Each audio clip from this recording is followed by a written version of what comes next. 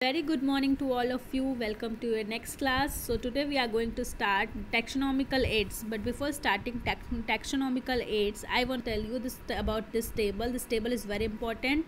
आपको man, housefly, mango और wheat का biological name, genus, family, order, class और phylum याद होना चाहिए. आपको आपसे एग्जाम में पूछा जा सकता है. ठीक है, तो ये बात हो गई. फिर नेक्स्ट अभी अपना टॉपिक हम स्टार्ट करते हैं टैक्सोनॉमिकल एड्स. ठीक है, तो एड्स मतलब होता है क्या, रिसोर्सेज. तो यहाँ पे पढ़ लेते हैं. यहाँ पे डेफिनेशन दे रखी है, taxonomic study of various species of plant, animals and other organisms are useful in what, in agriculture, forestry, industries in general, in knowing the bioresources and their diversity. तो दिस इज़ यूज़फुल. देखिए क्या होता है taxonomical aids, जैसे मैंने बताया कि ads का मतलब क्या होता है, रिसोर्सेज. तो किसी भी सोर्सेज से जिनके बेसिस पे हम क्या कर सकते हैं, जो हमारे डिफरेंट ऑर्गेनिज्म हैं उनके बीच में क्या डिफरेंस मतलब जान सकते हैं, समझ सकते हैं कि क्या ऑर्गेनिज्म के बीच में क्या क्या डिफरेंस है जिनके बेसिस पे. तो उनको हम क्या कहते हैं, उनको हम टैक्सोनॉमिकल एड्स कहते हैं. देखिए, biologists have studied certain procedures and techniques to store and preserve the information as well as the specimen. Some of these explained to help the understanding of use. ठीक है, देखिए यहाँ पे बहुत सारे टैक्सोनॉमिकल एड्स एक्सप्लेन किए गए हैं. जैसे आपका हर्बेरियम हो गया, ठीक है, फिर आपका क्या हो गया, बॉटनिकल गार्डन, म्यूजियम, और आपका क्या हो गया, जैसे कि और आ गया आपका जूलॉजिकल पार्क, कीज. तो ठीक है, यहाँ पे सम टैक्सोनॉमिकल एड्स दे रखे हैं जिसके थ्रू हम क्या करेंगे, हम डिफ्रेंशिएट करेंगे किसके बीच में, ऑर्गेनिज्म के बीच में. ठीक है, हम समझ पाएंगे कि उसके बेसिस में कि क्या क्या डिफरेंस होता है ऑर्गेनिज्म में. तो पहला पढ़ते हैं हर्बेरियम. तो हर्बेरियम क्या होता है, herbarium is the store house. Herbarium is a storehouse where dead plants are stored for what, for educational purpose. For educational purpose. Herbarium ऐसा होता है जिसमें हम क्या करते हैं, स्टोर करते हैं. क्या कहते हैं, एक तरीका का स्टोर हाउस होता है जिसमें हम लोग प्लांट को स्टोर करते हैं. किस पे स्टोर करते हैं, एक शीट पे, जिसको हम क्या कहते हैं, हर्बेरियम शीट. और किस लिए स्टोर करते हैं, फॉर एजुकेशनल पर्पज़, कि हम उसको बाद में पढ़ सकें. ठीक है, यहाँ पे देखें क्या लिखा है, herbarium is a store house to collect plant specimen that are dried, preserved and pressed and preserve on the sheet. ठीक है, हर्बेरियम शीट में यही हम करते हैं, प्लांट्स को हम कलेक्ट करते हैं और उसको ड्राई करते हैं, फिर उसको प्रेस करके फिर हम लोग उसको हर्बेरियम शीट पे पेस्ट कर देते हैं. ठीक है, उसके बाद हम उसमें साइड में, जैसे ये मान लीजिए आपकी हर्बेरियम शीट हो गई, फिर यहाँ पे हमने प्लांट को मान लीजिए स्टोर कर दिया. ठीक है, ये आपका प्लांट है, इस पर स्टोर कर दिया. फिर यहाँ पे हम उसके कुछ डिटेल्स लिखते हैं. डिटेल्स में जैसे उसकी लिखा है कि जैसे कब हमने उसको कलेक्ट किया, information about the date, place of the collection. ठीक है, local and botanical names, family, collectors name, जिसने कलेक्ट किया है उसका नाम. ठीक है, तो ये सारी डिटेल हम इस बॉक्स में 1 by 1 लिखते हैं. ठीक है, और क्या होता है, एक चीज़ पूछी जाती है मेडिकल के क्वेश्चन में और जनरली भी पूछा जा सकता है कि कौन सी ऐसी चीज़ है जो हम अपने हर्बेरियम, यहाँ पर जो डिटेल लिखी जाती है मैं उसकी बात कर रही हूँ, कौन सी ऐसी डिटेल हम नहीं लिखते हैं हर्बेरियम में. तो मैं आपको बता देती हूँ डायरेक्टली उसका आंसर, कि height of the stem. Height of the stem हम नहीं लिखते हैं हर्बेरियम शीट पे. ठीक है, तो ये बात हो गई. तो ये हो गया हर्बेरियम.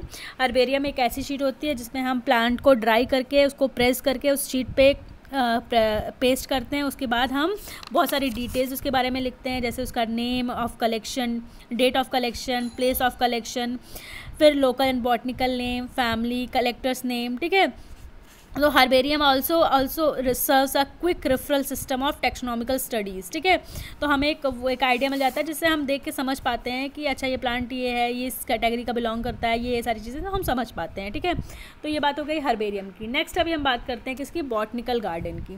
तो देखिए बॉटनिकल गार्डन का क्या होता है, देखिए these specialized garden have collecting of living plant for reference. Plant species in these garden are grown for identification purpose and each plant is labeling indicating its botanical scientific name and its family. ठीक है, तो botanical garden में क्या होता है, हम लोग बहुत सारे प्लांट्स को ग्रो कराते हैं, फिर उसको लेबल करते हैं उसके according to its botanical name, scientific name and its family. और क्या होता है, बहुत सारे फेमस बॉटनिकल गार्डन के नाम दिया हुआ है. इंपॉर्टेंट आपको यही समझना है कि कौन कौन से इंपॉर्टेंट नाम नाम होते हैं। जैसे देखिए क्यू हो गया, कहाँ पे, इंग्लैंड में। इंडिया का बॉटनिकल गार्डन क्या हो गया, जैसे देखिए इंडिया का, तो देखिए इंडिया का क्या हो गया, हावड़ा हो गया, ठीक है।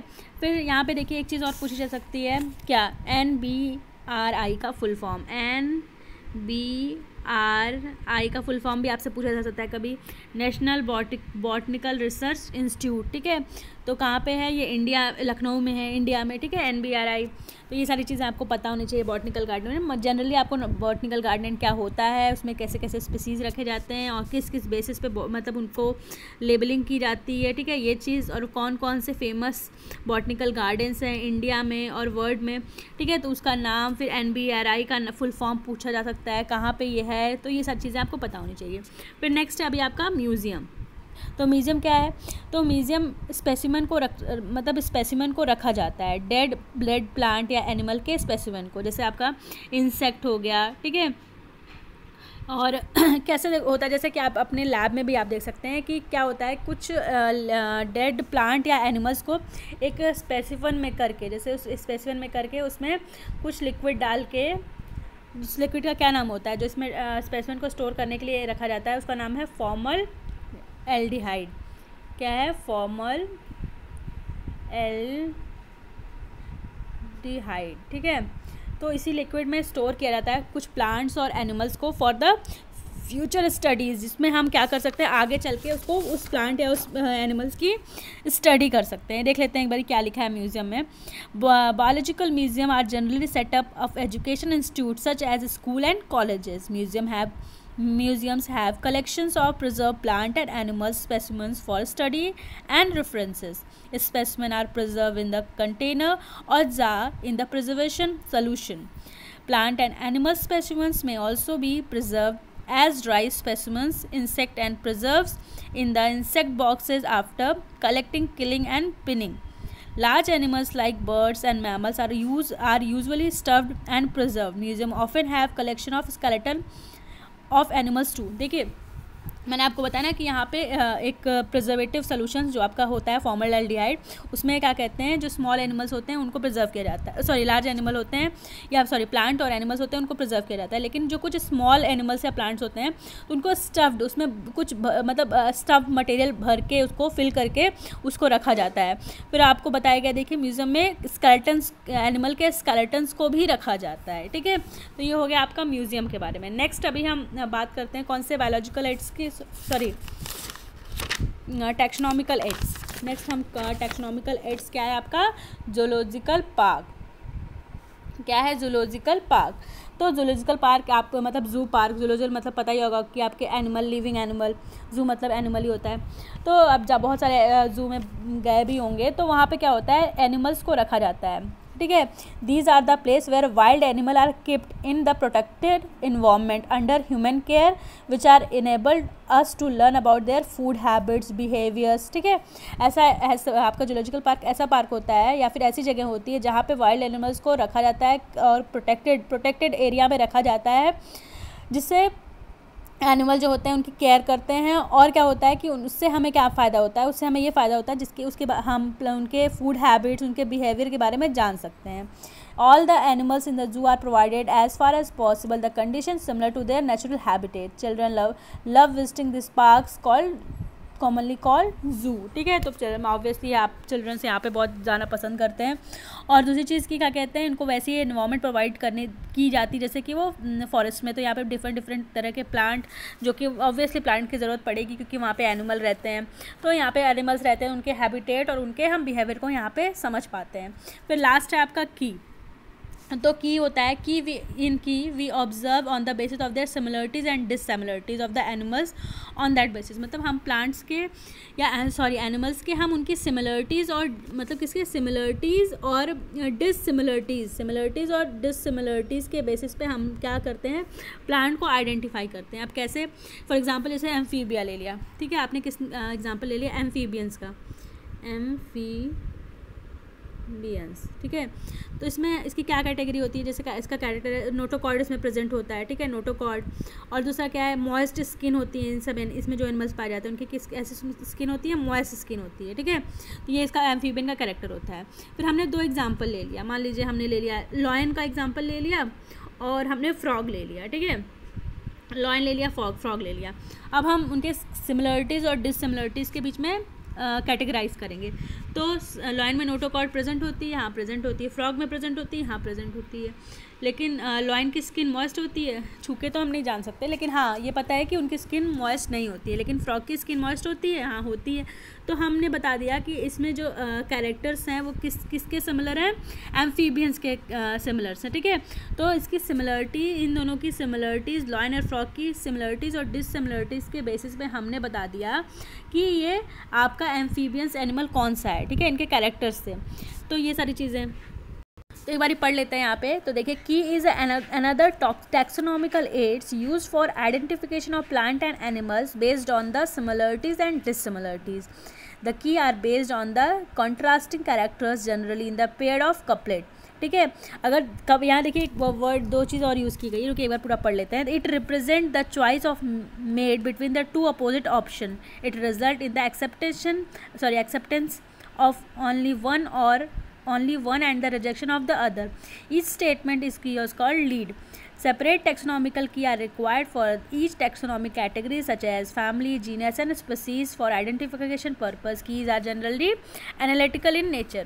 तो देखिए यहाँ पे 1-2 टर्म और दिया है, जैसे कपलेट और लीड। तो 2 कैरेक्टर्स अगर इन्वॉल्व होते हैं तो आपका कपलेट हो जाता है। और अगर each statement in the key, मतलब अगर एक स्टेटमेंट है की में, तो मतलब अगर एक की बात हो जा रही है तो हम लोग उसको क्या कहेंगे, उसको हम लोग लीड कहेंगे, ठीक है। और इसको क्या कहते हैं कि यार जनरली एनालिटिक इन नेचर, कैसा होता है, एनालिटिक इन नेचर होता है। फिर इसका एग्जाम्पल, कुछ एग्जाम्पल दे रखा है, जैसे देखिए आपका फ्लोरा फना दे रखा है, फ्लोरा प्लांट और फ्लोरा फना आपका एनिमल्स।